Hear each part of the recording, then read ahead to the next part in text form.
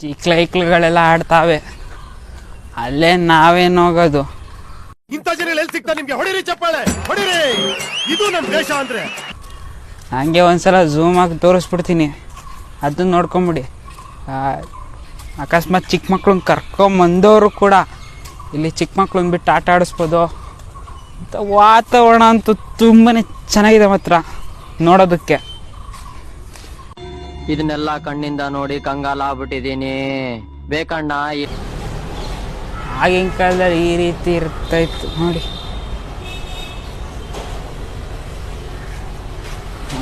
ನನಗೆ ನೋಡ್ತಾ ಇದ್ರೆ ನನಗೆ ಒಂಥರ ಭಯ ಆಗ್ತಿದೆ.